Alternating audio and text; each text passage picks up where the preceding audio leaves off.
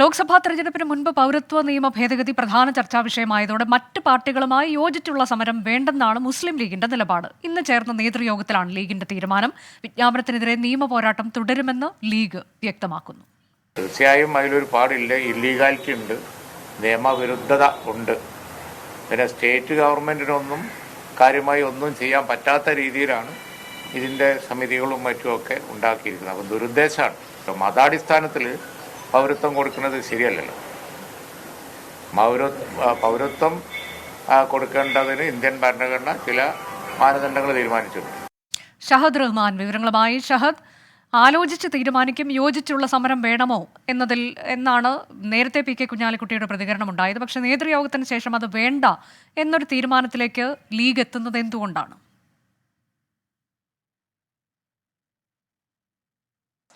അതിന് കൃത്യമായ രാഷ്ട്രീയമുണ്ട് അനുജ. കാരണം നമുക്കറിയാം, ഇതിനു മുൻപ് ഈ വിഷയം വന്ന സമയത്ത് CPM വളരെ മുന്നിലായിരുന്നു ഇതുമായി ബന്ധപ്പെട്ടുള്ള പ്രക്ഷോഭ പരിപാടികളൊക്കെ തന്നെ സംഘടിപ്പിക്കുന്ന ഘട്ടത്തിൽ. ആ ഘട്ടത്തിൽ CPM വലിയ രീതിയിൽ ഇതിനെ കയ്യടി നേടുകയും ചെയ്തിട്ടുണ്ടായിരുന്നു.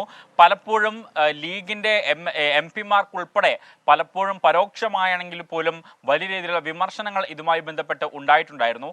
എങ്കിലും ലീഗ് ഒരു ഭാഗത്ത് സമരങ്ങളും പ്രക്ഷോഭ പരിപാടികളും ഒക്കെ സംഘടിപ്പിക്കുകയും ചെയ്തിട്ടുണ്ടായിരുന്നു. എന്നാൽ ഇപ്പോൾ തെരഞ്ഞെടുപ്പ് അടുത്തൊരു പശ്ചാത്തലത്തിൽ കേന്ദ്ര സർക്കാർ ഇത്തരമൊരു നീക്കം നടത്തുന്ന ഘട്ടത്തിൽ അത് ഏതെങ്കിലും ഒരു ഘട്ടത്തിൽ ഒരു യോജിച്ചുള്ള സമരവുമായി മുന്നോട്ട് പോവുകയാണെങ്കിൽ അത് ഒരുപക്ഷെ ഇടതുപക്ഷത്തിന് ഒരു മേൽക്കൈ നേടാൻ സഹായിക്കും എന്നൊരു വിലയിരുത്തലിന്റെ കൂടി പശ്ചാത്തലത്തിലാണ് മുസ്ലിം ലീഗ് ഇന്ന് ചേർന്ന നേതൃയോഗത്തിൽ അത്തരത്തിൽ യോജിച്ചൊരു സമരം വേണ്ട എന്നൊരു നിലപാട് സ്വീകരിച്ചിരിക്കുന്നത്. അനുജ സൂചിപ്പിച്ചതുപോലെ തന്നെ ആദ്യഘട്ടത്തിൽ ഇന്ന് പി കെ കുഞ്ഞാലിക്കുട്ടി മാധ്യമങ്ങളോട് പ്രതികരിച്ചപ്പോൾ അത് സംബന്ധിച്ചുള്ള തീരുമാനങ്ങളൊക്കെ യോഗശേഷം കൈക്കൊള്ളും എന്നുള്ളതായിരുന്നു അദ്ദേഹം പറഞ്ഞിട്ടുണ്ടായിരുന്നത്. എന്നാൽ യോഗം കഴിഞ്ഞതിന് ശേഷം മാധ്യമങ്ങളെ പി കെ കുഞ്ഞാലിക്കുട്ടിയും ഒപ്പം തന്നെ സാദിഖ് അലി തങ്ങളും ഒക്കെ കണ്ട ഘട്ടത്തിൽ പറഞ്ഞത് അങ്ങനെ യോജിച്ചൊരു സമരത്തിന്റെ സാഹചര്യം നിലവിലില്ല.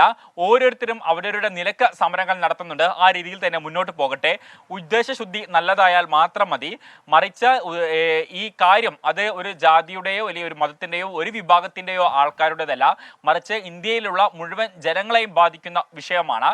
അതുകൊണ്ട് തന്നെ ഈ വിഷയത്തിൽ അവരവർ ഒറ്റയ്ക്ക് സമരം ചെയ്യുന്നുണ്ടെങ്കിൽ ഒറ്റയ്ക്ക് സമരം ചെയ്യട്ടെ. മുസ്ലിം ലീഗ് എന്തായാലും ഈ വിഷയവുമായി ബന്ധപ്പെട്ട് നിയമ പോരാട്ടത്തിലേക്ക് കടക്കുകയാണ് എന്നൊരു കാര്യമാണ് പറഞ്ഞിട്ടുള്ളത്.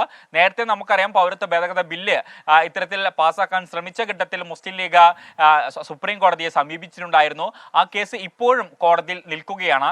അതിന് പിന്നാലെയാണ് ഇപ്പോൾ ഈ വിജ്ഞാപനം പുറത്തിറക്കിയ പശ്ചാത്തലത്തിൽ ലീഗ് വീണ്ടും സുപ്രീം കോടതിയെ സമീപിച്ചിരിക്കുന്നത്.